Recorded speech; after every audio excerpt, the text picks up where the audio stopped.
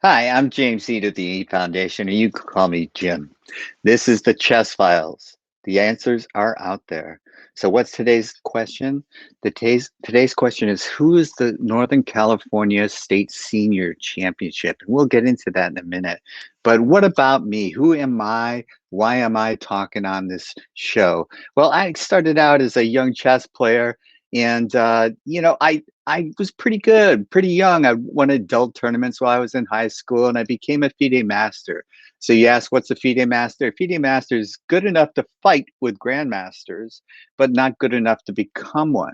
So, then I started my chess foundation. I got involved in all sorts of things like chess organizing, grandmaster norm tournaments, IM norm tournaments, what they called FIDE futurities, that sort of thing. But I also got into writing, and I wrote the book Chess for Dummies.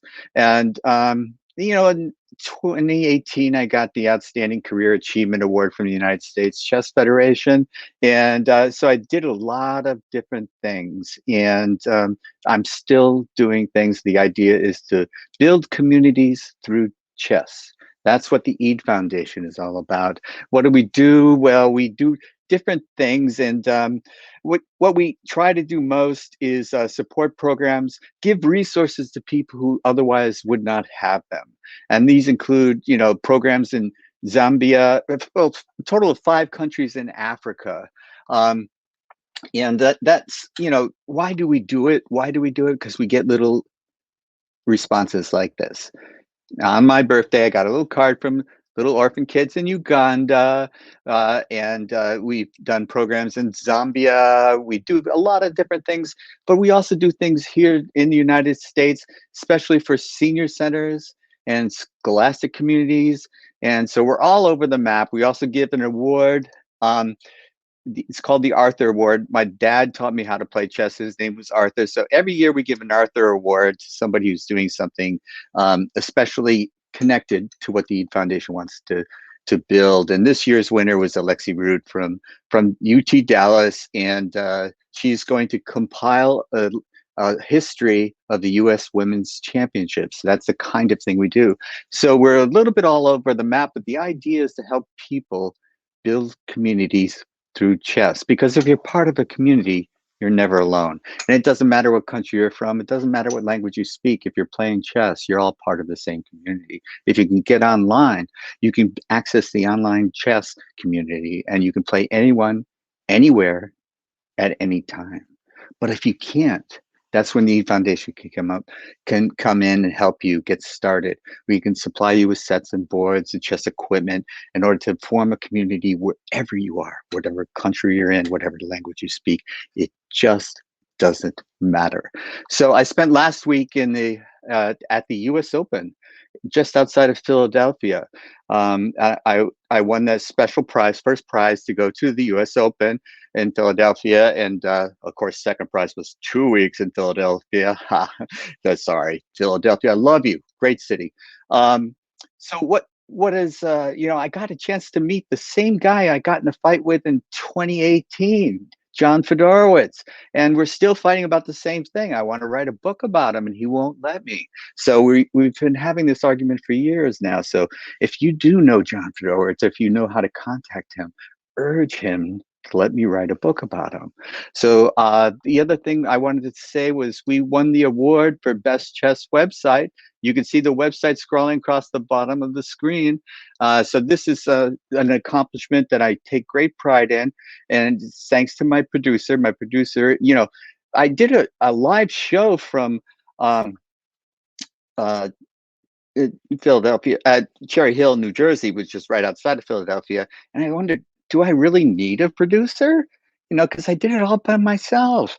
And then, hey, stop it. Oh, I guess I better say nice things about my producer. My producer's great. He's really a big help.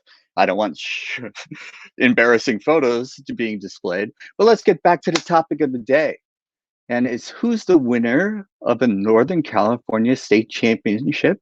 And did that come with anything besides a title? So let me bring on Elliott Winslow. Elliott, who won the Northern California Championship this year? I think it was Elliott Winslow, but I'm not sure.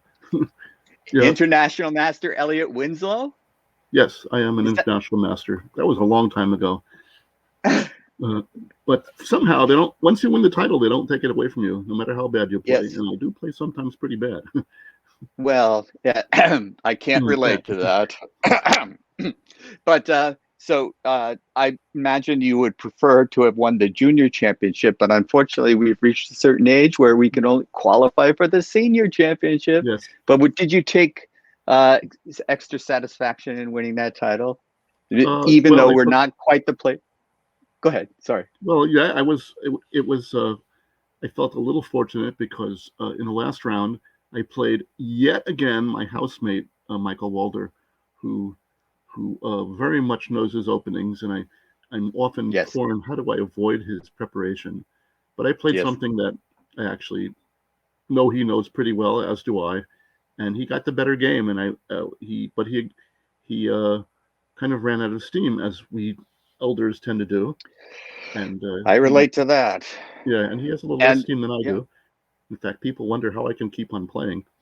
Paul yeah. Whitehead at the Mechanics considers me well, I don't know if a role model is appropriate because he's not playing in these tournaments, but I came back to playing what about 10 years ago and or 11 years ago, and have been playing in every Tuesday night marathon again. That's been pretty entertaining.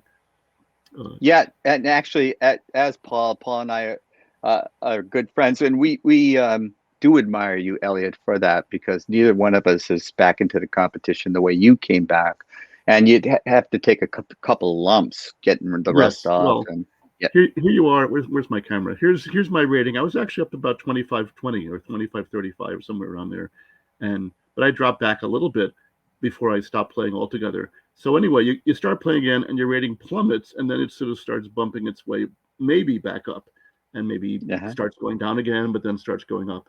So of course, there are definite faculties that are no longer our aces when you start playing again. The main one being concentration and clarity of calculation, and memory is a big And factor. The fact that stamina too, yeah, like stamina, but you stamina said hasn't before, really been such a big problem for me. I think I right, seem to play okay, but right, I do make well, blunders. The classic, right. bête noire of chess players. Well, I found out that once 9 o'clock, and it was around my bedtime, I started going like this at the board, and it was like, you Mm, know, these are not things that happened to me when I was young. I guess I could not. Yeah, play it when you would play well speed past chess all midnight. night. Yeah, yeah, and it was no big deal. But a shout out to Michael Walder. I know that he's booked up and very well prepared, but he's also a very aggressive player. So, Yeah. So it was a. you know, I think if we'd played on, he would have. He was a half point behind me, and if we'd played on and he'd won, it would have been him on the show now instead of me, perhaps. Which is, right? so be it. But anyway, I would we have, drew, and I won the tournament. It was worth a bit of money too, which was nice. At least I think I got it. yeah. but but also, as we knew, but then it was a bit of a bumpy ride whether I was going to go or not. At first, I thought, Go well, I guess where? I have to go, but there was Go no where? to the Tournament of Champions, because that was Uh, a big factor.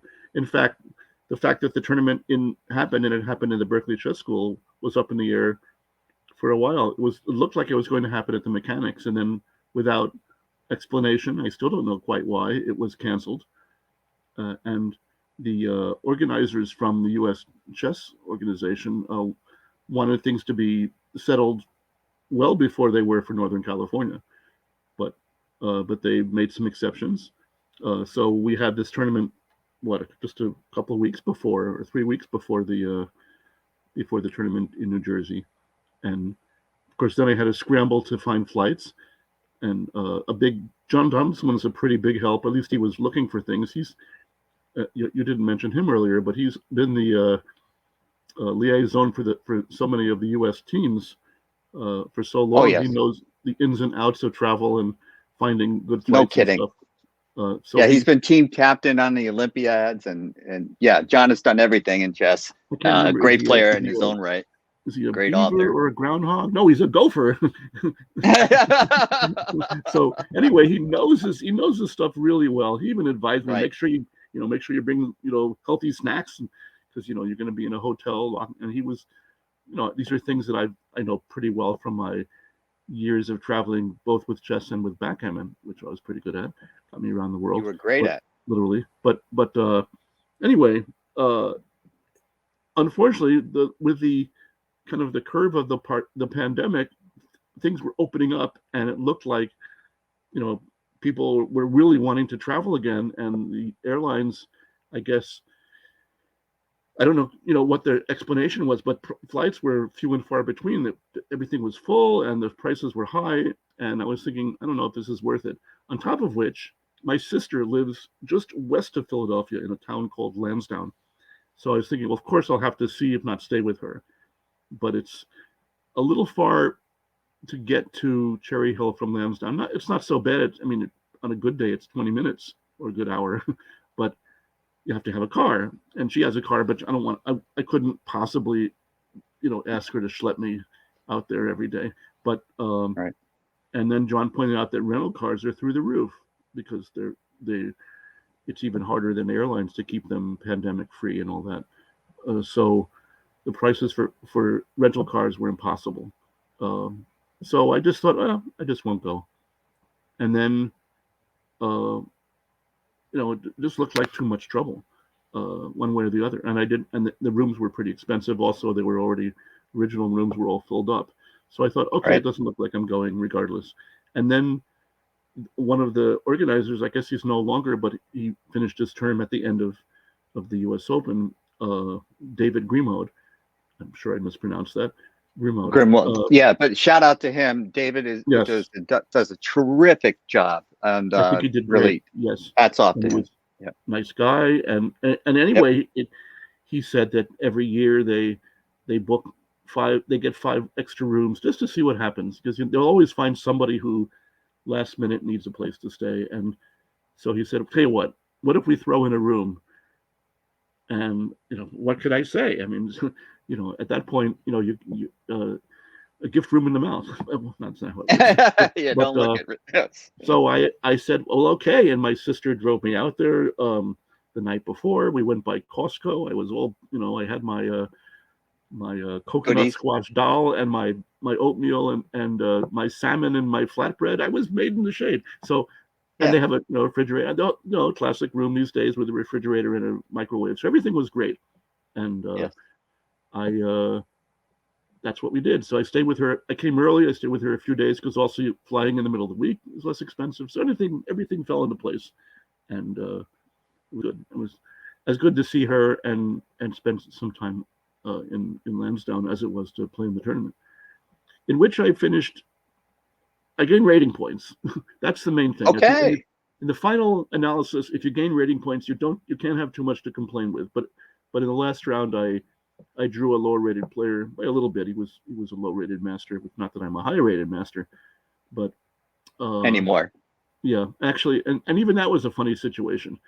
And here you see, and there were a number of explicitly senior moments in the tournament for me. Appropriately so. Yes. Yes, in that game, for example, I I played an opening that I've been wanting to learn, but I forgot that I hadn't learned it yet. and and sure enough, literally three moves into it, I didn't know what to do. It was this English C4 E5 for chess players, Knight C3. Nowadays everybody plays G3, but he didn't.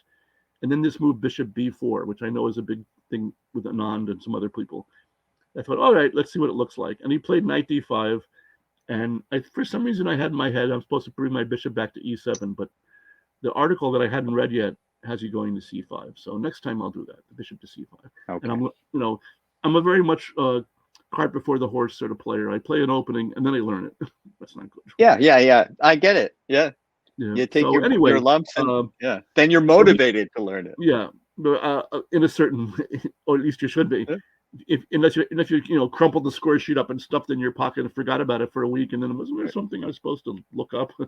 But anyway, he played well, got the advantage, and then at a certain point in the game, I had 7 minutes left. He had 20 plus. He played this knight f5 move. It's a great square for him, except the problem with occupying a square is you're no longer controlling it with that piece, and so he played this knight f5 move into his key square confidently offered a draw. Like, what And is he messing with my mind? And I knew the move was bad, but I couldn't see just how bad. So I looked at it for a couple minutes, and I thought, in the old days, I would have, I would have been duty bound to play on. And actually, given that my end games are pretty good these days, I may well have won the game if I'd played on, because it was clear that he, one, was heading to an end game, two, he'd lost the thread, another senior thing, and who knows? But I only had, by the time I'd thought about it for a couple of minutes, it was getting a little testy on the clock, and he had, 4 times as much time as I did. So I thought discretion, valor, and whoa, excuse me, my phone. Welcome to live streaming. Sorry about that.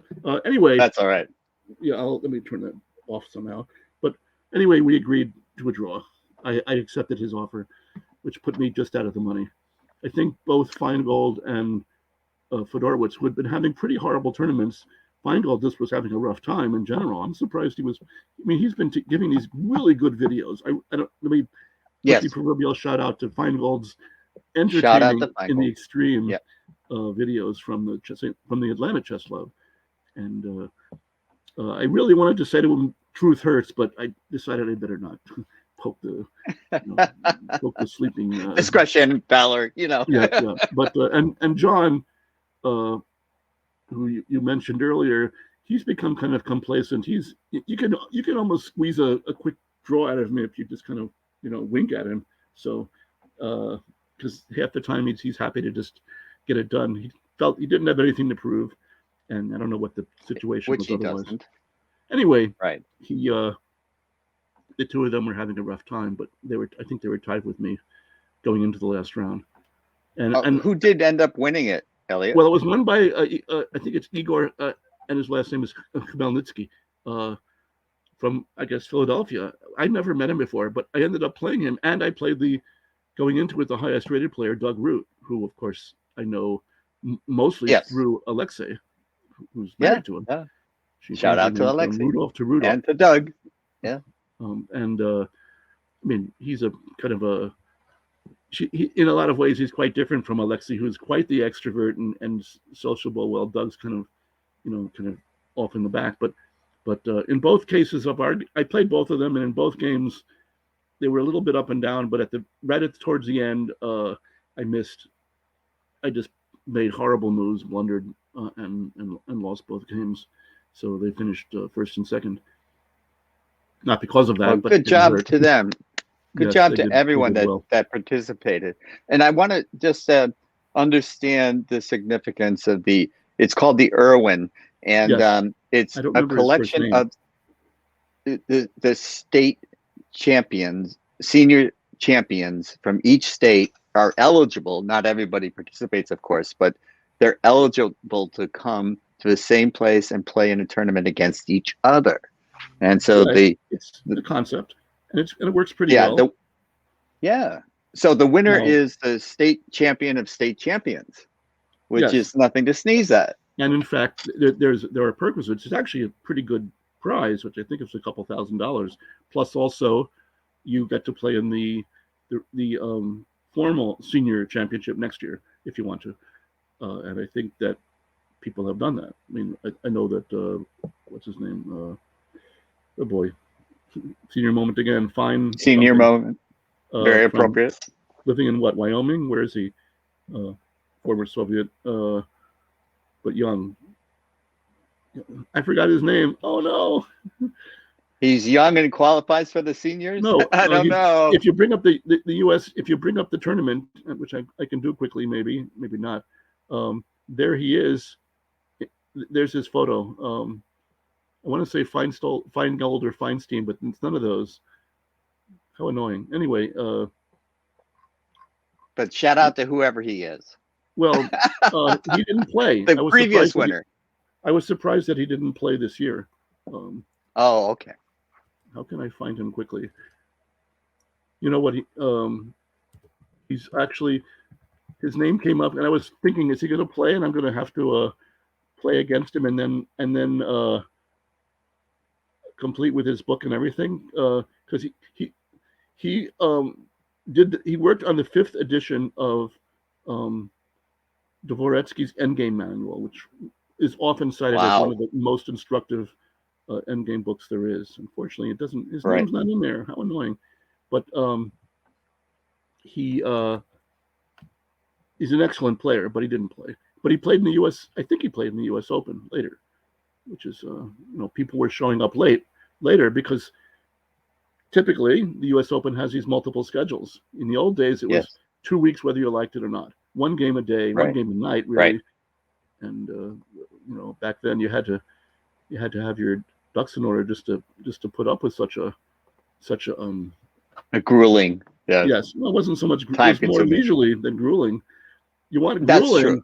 The week before the U.S. Open was the then so-called North American Open in Stillwater, Oklahoma, and I did very well in those because I You was won one of them, I remember. no, I Didn't won a you lot of win? them actually. It was Yes. Okay. Yeah. at some point Dermer, the organizer, wanted to call it the Elliott Winslow Elliott Winslow August U.S. Open salary tournament because I would win it and then have enough money to So you pay pull off the your U.S. way in. Open. Yeah. Uh, and I had the stamp again. I was younger then, as we usually Oh, are, and I had the stamina to give it much of, if not my all, for every game. And it was 2 games a day. In the earliest version, there was 3 games a day, which I avoided. I didn't go to that one. In fact, former Bay Area player, last deceased Charlie Powell, won that one, the first one of those, but they decided right away it was too much. I think he he actually was had a won it with tough quite a few player, games. man. I had a hard time with Yeah, Charles Powell. Whew. yeah, great guy though. You Yeah. were he was around your level, not quite at your level, I don't think, Yeah, but we had different styles and we traded wins. But yeah, yeah. yeah, but But anyway, he won it. Elliot, my Gotcha. producer's asking me. Ah, I forgot the human interest questions.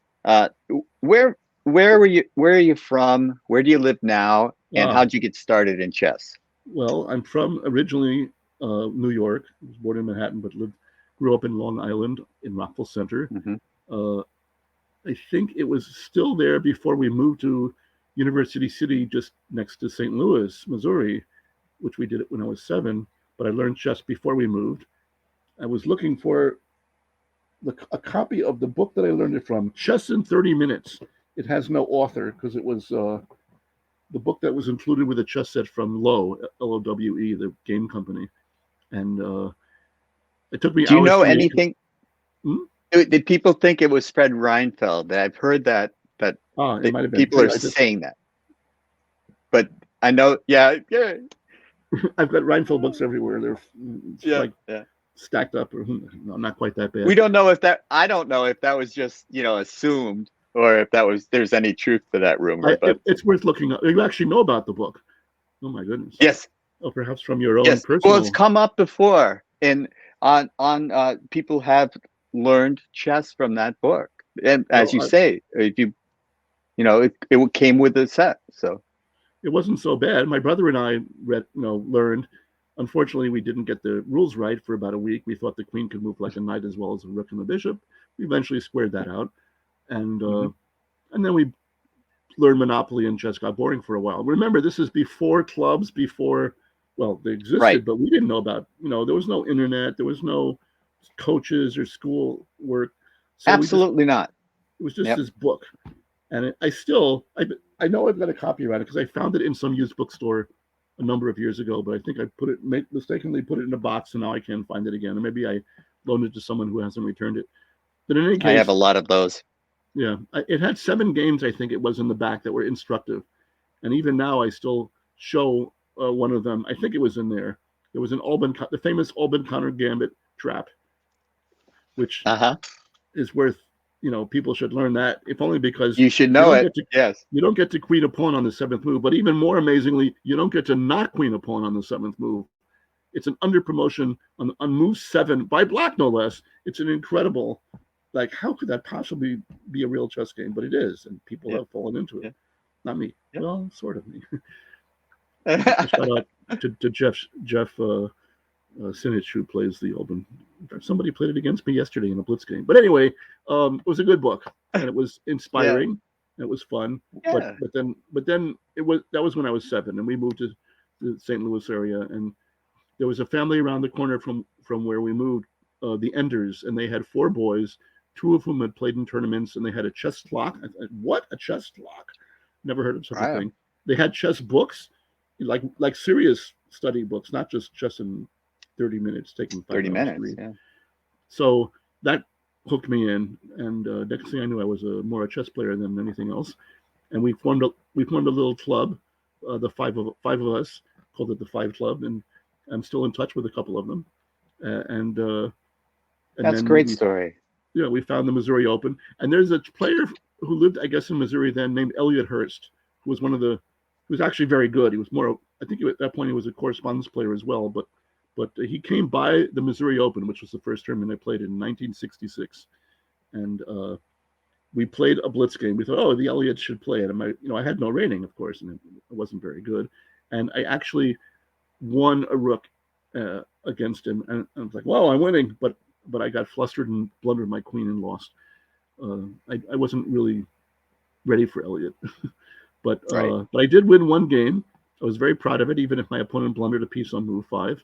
I then played very well, and kind of moved forward and pushed him out with my extra piece. Do you think that's why you were so at home in the North American Open? Or is that it was sort of like your backyard, or close to? I don't know. It was a funny tournament, that North American Open, because it was at Stillwater at Oklahoma State University, and it was before. It was like the week before the U.S. Open, so it was early August, and so school hadn't started yet. But they had this state high school cheerleading competition going on. So there were all these athletic girls running around, and they were on a different floor from us.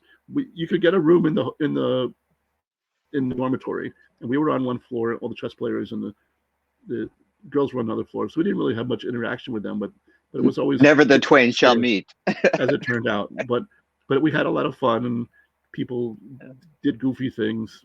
I remember Curtis Carlson putting up pages from National Lampoon on people's doors.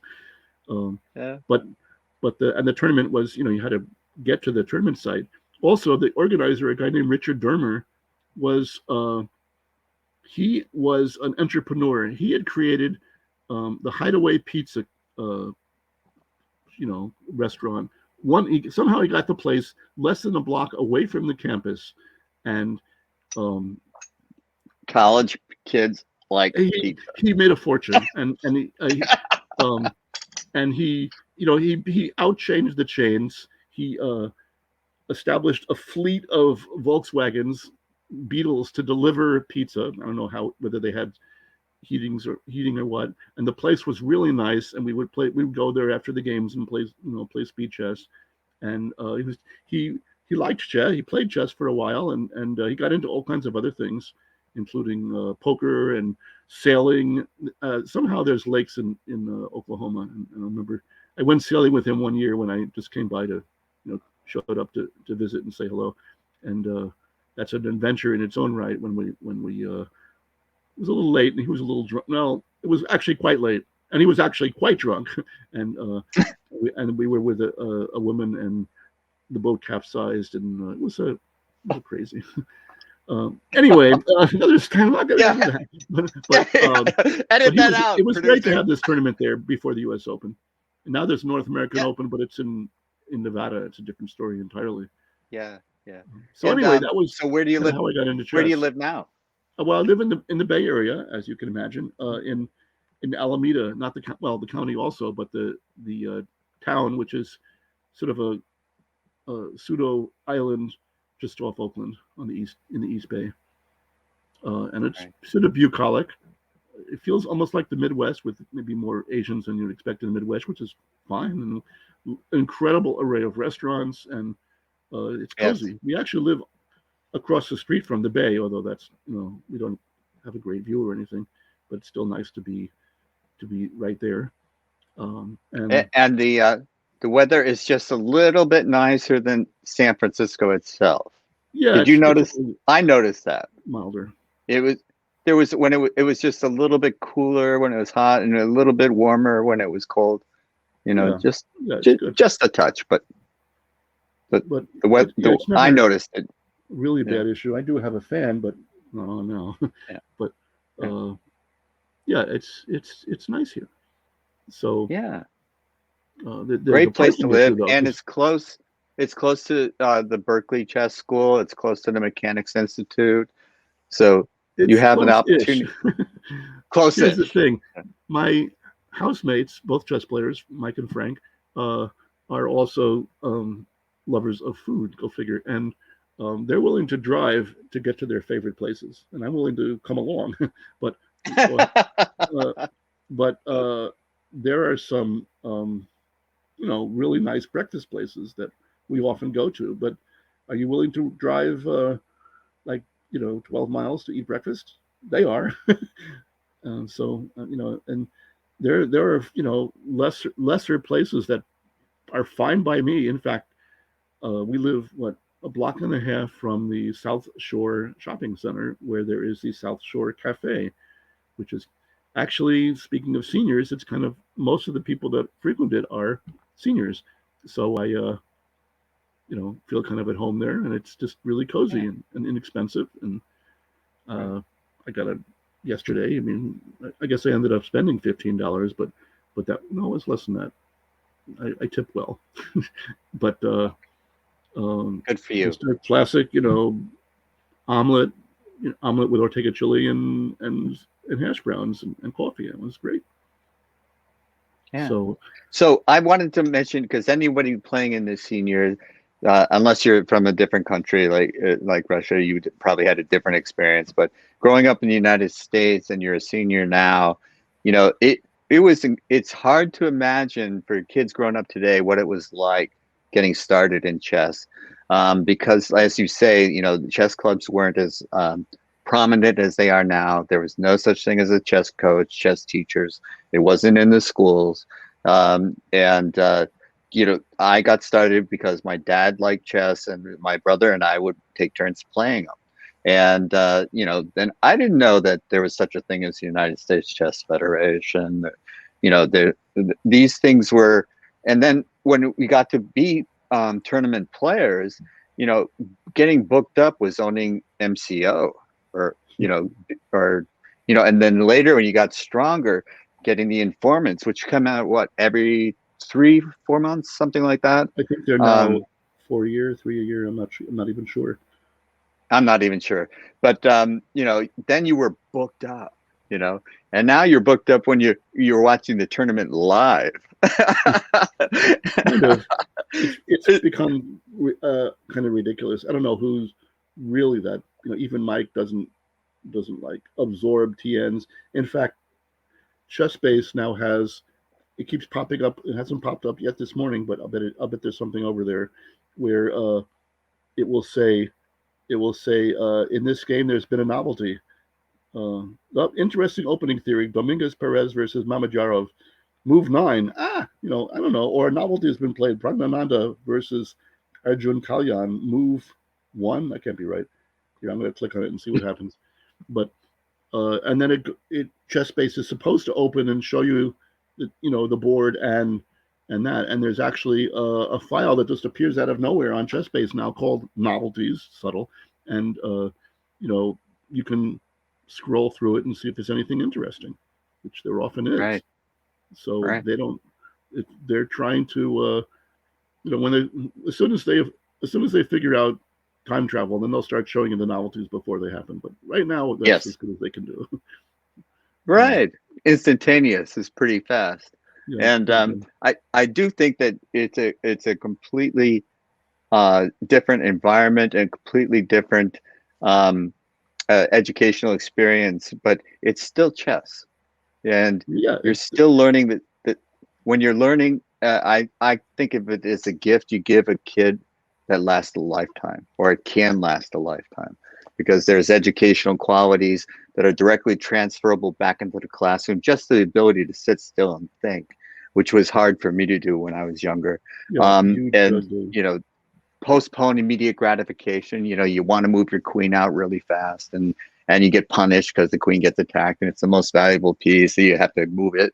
You don't want to give it up for a knight or a bishop, and so these are good life lessons. And then when you're you and I were more competitive than the average chess player, but we wanted you can it can be something you do in a coffee shop. You can play at a pizza place. You can just have you can just enjoy it as an adult. It just can be a pleasant pastime. And This is then when you get older and the seniors like you and I are starting to get to these issues, we have some aches and pains, or maybe we have a doctor's appointment. But when we're playing chess, we're not thinking about anything like that. We're just playing chess again. yeah, it's a We could be gentle escape, young. or not so gentle. Yeah. Yeah. And there's still But people, there's yeah, still groups. Part of moving to the Bay Area was there's some, there's always been places that people, I mean, even now I could think of four or five places where you could find people to play or to talk about chess or to look at things, yeah, whether it be a library with an awful lot of chess books like the Mechanics, or just a bunch of people who've been playing each other for decades, like the Cafe Strata in Berkeley or Mill Valley. I don't know if you know that scene there, yeah. there by the depot. Those guys have been playing there for forever, and Yes. I try not to look at the games because they're still playing the same openings where both players have blundered in the first 10 moves, but they don't seem to care. they, Yeah, yeah. they're And they're like, the thing is that it's not the quality of the games that matter. It's they're having fun. They're having more fun than Kasparov and Karpov were beating each other's heads in. Kasparov hasn't been having a lot of fun lately. All right, right. So you can get in. Even you and I, when we were competing in tournaments, there's a lot of nervous energy. You're expending a lot of, I would usually lose weight during a tournament, and you're not eating properly, and so there's, it's a great game to be competitive at, but I want to encourage people to just enjoy themselves, and that's why I think we want to emphasize the community. Because the places that you were just describing are places they're more of a community of chess players than they are anything else. You know each other, you've known each other for a long time, and if you don't show up, they wonder where is he, that sort of thing. So I like to emphasize that, and they don't have to be members of the United States Chess Federation. They don't have to be playing in chess tournaments, to enjoy the game. And do you think you have more fun in a chess tournament or just playing like blitz chess with this kind of a group of players? Of course, fun is a gradient. Relative. Whether if I play a good game, that's Yes. something lasting. And then, other than other games, you can play something. You can play a game that you'll remember for a while, especially since you're writing the game down or it's recorded. And of course, I go over my games afterwards. And these days, used to be into notebooks, but now, of course, it's into ChessBase. Right. And of course, the engines. You can. I've played games that I thought, what a great game I played, and then 40 years later, I finally get around to putting it on Stockfish 14 or something. Well, it could have been 14 since I only picked it up yesterday. But whatever. Yes, and the computers. After 40 years, I find out maybe it wasn't such a brilliant game. I completely missed what the real idea of the game was, and maybe the computer isn't right either, but usually it is. So, but it's in that, I just want to double down on what you're saying. Is like I can remember being in a competitive chess game, and it's a very complex position, and then you get this aha moment where you go, "Oh, I got it," and that is a great feeling. Or if in fact or at least you think you got it. Yes, yeah. You might be wrong, but I've had transcendental moments where this one game in particular against Senior Master Bill March, it was in where we were Sioux City, Iowa, in the final round. It was the big game, and it was just a huge story in every which direction, and he was thinking, and I was thinking he's going to play there because it was his style. But then I was thinking, well, I also have to look at this other move. And then he finally plays the move I expected, and I had this moment where time did, because chess is sequential. But I saw in one clump this crazy sequence of moves, and it reached this really promising position. And for a moment, I saw that I was winning, but then my mind closed, like crashed down on itself. I thought, what was that? And I spent, 15, 20 minutes trying to figure out what it was, but I finally said, I don't care, I'm playing it anyway. And I figured if I got that far, if he got that far, I'll figure out which of the multiple lines was best for me. And he lost his way earlier, and it didn't happen. But it was like something Yeah. out of a movie. Just that This thing flash happened. of inspiration is the art of chess. We think of the science of chess that the computers have advanced to the point where they've got the accuracy down to a level of precision that we can't even imagine as human beings. But there's still that artistic flair where it's just an what I call an aha moment, Yeah, and Eureka.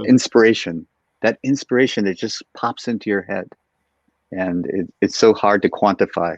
But that's the joy of the game, and it only comes when you're concentrating, when you're really concentrating. Which, when you're playing 5 minutes in a pizza shop, you probably aren't going to reach that level of concentration, Well, and that's you'll what the get some flashy finishes. Sometimes you yeah, see some sure, sequence that would finish, or even as you kind of work your way into it, you think, well, that was pretty neat. yeah, Now, yeah, the other yeah. side of like, shall we say, um, uh, aesthetics to it is like composed endings. Just before Oh yes, I got ready for this, I noticed I started something up, and I guess it was Kasparov Chess, the app, and I saw that it had Maxime Vachier-Lagrave showing an endgame that by a guy named Seletsky, who I'd never heard of, and it was this beautiful. It was just a few pieces. I think there was a pawn on the board, but it goes pretty fast, and uh, White conjures this amazing smothered mate out of nowhere. The king's like in the middle of the board. uh-huh. There's no pawns, and it's one of those, like, and his tagline for it was Tal saw this and was amazed, and that takes a lot. If Tal was amazed, That's then right. I mean, I hope But your that is viewers the know art, who Tal that's is. the beauty. And Yes. there is an aesthetic quality to that. You have to have a level of understanding before you can appreciate the beauty. So often it's unappreciated by the general public because chess is not part of our intrinsic culture that everyone is raised knowing it. And that's why I'm so supportive of chess in the schools activities, because once it becomes part of our general culture, I think it will help our society, even incrementally. And they will be able to appreciate the beauty that goes so unappreciated so often. And you're right, this it doesn't matter what type of chess you're really into, as long as you're into some part of it. It could be compositions, like you say, you can appreciate the wonderful compositions and the majestic quality, it's marvelous quality that just produces something that someone like Tal will be taken aback by. And Tal, of course, is former world champion, known for his imagination, and he, it's that kind of thing, and you can get it in competitive chess, you can get it in friendly chess, and it doesn't really matter as long as you're having some kind of fun or pleasure. It's a game that keeps giving, and it's inexhaustible. The computers may be figuring out a level of precision but I'm not really that interested in what the computers say. I like to play people, and I even like to get people out of the opening as soon as possible so that I'm playing the opponent, not some grandmaster analysis that they've Or memorized. you think you've gotten them out of the opening. I know, and it's harder and harder to do. you know, the London system has kind of overrun so many players where, I don't have to learn complicated openings. I can just deploy my army and then play chess. Me, But me. now it's become a huge, like so many other things, it's become a heavily analyzed line. Just last Yeah. night, Mike was playing Balachandra, this Indian. Is he 2,500? He's very strong, and Mike knew that in an open game, as it were, he was going to get the worst of it. But he could outbook him, and he plays the London system, and he doesn't. The line he typically plays is got some flaws to it. So Mike discovered one of the flaws, and he actually was running it on the computer all night, trying to, verify that in fact the move that he wanted to play was good for him. Unfortunately, it turned out it was just even, but even would have been good enough because he was black against a 2,500 player. He was happy Yeah. to Right. and of course White had to find his way through it, but Right. things didn't quite go that way. So anyway, they Best laid plans. Yeah. yeah, that's that, But and in fact, he got an even game, maybe even the better game, but then he kind of got short on time and messed up the end game, and typical. yeah, and You'll have to this play is chess. my what one of my character defects was laziness, and I would play the London system and I would get reasonable positions out of the opening, and I was fat, dumb, and happy. And then like now I have to get the latest CD that's out come out from Chess Base by a grandmaster who studied it, and then find out there's another one, and oh my goodness, I can't play the Yeah, London there's no system end. anymore. What If am you I really gonna want to stay do? on top of, if you really want to stay on top of things, there's no end. I You know, talked to Carsten Hansen about this. So, it was like, okay, I could play B3. No, that's been analyzed to death. Okay. Yeah. hmm. What are you gonna do? So, well, uh, so, so what is your strategy in the opening, Elliot? Now, you well, used to be very well prepared. I would say that about you. You used to be well. very After 16 years away from it, and coming back to it, I discovered that I had a lot of work to do, and I wasn't really up for it anymore. Anyway, but it's really hard when you come back to chess and you have different strengths and different weaknesses that you didn't right. have before to adjust things accordingly. It's hard to give up the Knight Orf and the Dragon and Yes. play quiet openings where you don't have to really work as hard. And I'm so I'm still kind of sticking with most of what I did before. Uh, in fact, I'm not sure it's even worse because I've been playing more E4 than D4, which I used to play all the time. Very early, I Right. gave up E4. I thought this is I don't know too much to learn, and I'm Right. not really getting positions where I wanted pawns in the center. I wanted there to be pawn structure questions. In fact, I wanted to. I don't know if this is a shout out, but I grew up chess wise mostly in the St. Louis area, where there was a place called the Capablanca Chess Club. It was in Maplewood, just out of St. Louis, although quite a few miles from where I lived. And it was like this two-room shack, and it was mostly adults. And I remember there was like peanut shells on the floor, and they had two filing cabinets with chess books. That was the chess library, and mostly I grew up playing adults, which is because there was not much in the way of scholastic chess. In fact, next to none. And we had I think we had a club in the high school at some point, but that was all. And we didn't have. Well, there was a inter high school chess league, I admit, but it wasn't that much. Right. But mostly I played at the Kappa Club. In fact, I've been entering my games in, and I'm seeing I was playing these games all over the place, and they weren't as formal as a Tuesday night marathon. You just the pairings were up, and you had to find your opponent and set up a time. I don't even remember them having phone numbers. How did we do that? I don't know. Anyway, it happened, Yeah. and very casual. As I was 14, and I got used to uh, playing with adults. There was no what's your age. It was more what's your rating, and so Exactly. everybody respected everybody. It was a very good kind of getting used to people for what they can do rather than anything Yeah. anything It was else. Like intergenerational and collegial, yeah, and all kinds because of people. I never knew my grandparents, but my grandfathers rather, and but there were people my grandfather's age in these chess clubs, and Yeah, they would talk to me when I was 15. They would treat me as though I was somebody worth talking to, and yeah, and you don't know. Of course, when you're at a chess club, you don't actually know unless you pry who these people are in the real world, shall we say?